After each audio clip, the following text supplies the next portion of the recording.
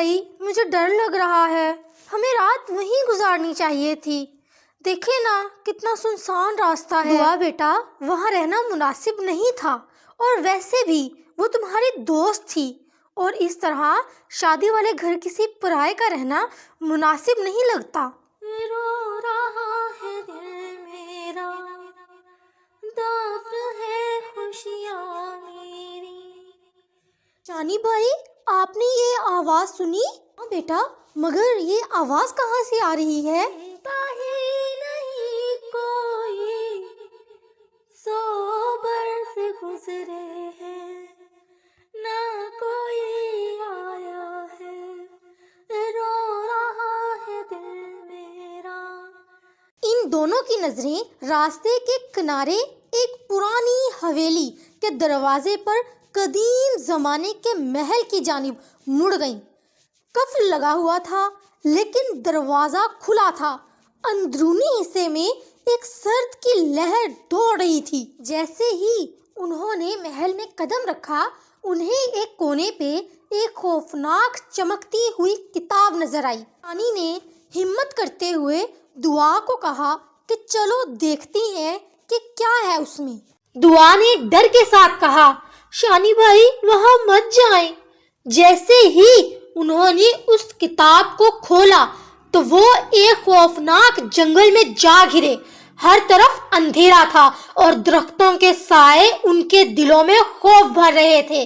جنگل کی ہوا میں ایک عجیب سی سردی تھی جو ان کے جسموں کو کپکپا رہی تھی۔ ہم کہاں آ گئے؟ دعا نے خوف سے پوچھا۔ مجھے نہیں معلوم، لیکن ہمیں یہاں سے نکلنا ہوگا، شانی نے جواب دیا۔ دونوں نے جنگل کے اندر چلنا شروع کیا۔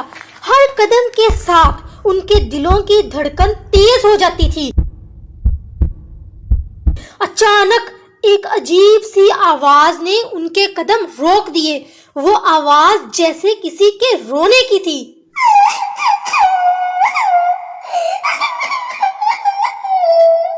بھائی، یہ آواز کہاں سے آ رہی ہے؟ مجھے ڈر لگ رہا ہے۔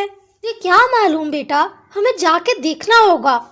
دونوں نے آواز کی سمت میں چلنا شروع کیا۔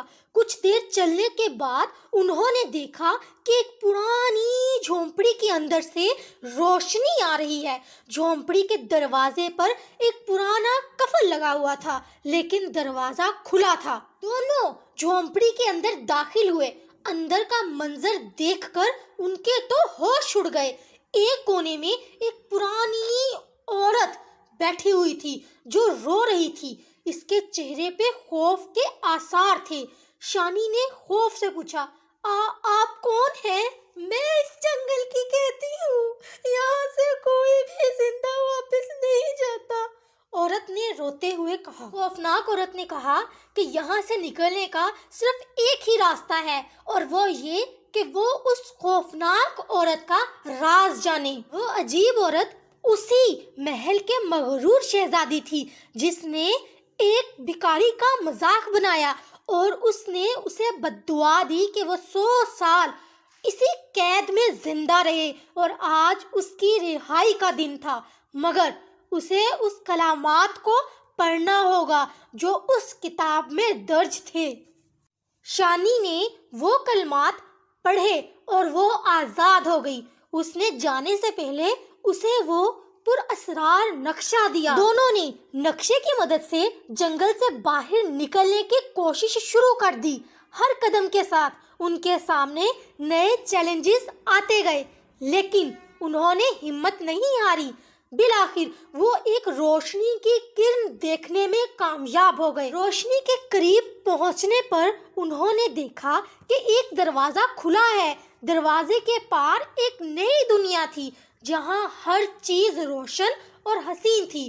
دونوں نے قدم بڑھا کر اس دنیا میں داخل ہونے کی کوشش کی، لیکن دروازے کے پاس ایک تحریر لکھی ہوئی تھی، وہ بھی اس جنگل کے راز کو جان کر آیا ہے، وہ آزاد ہونے کا حق رکھتا ہے۔ مگر حقیقت یہ تھی کہ وہ تو اسی دنیا کا حصہ بن گئے تھے۔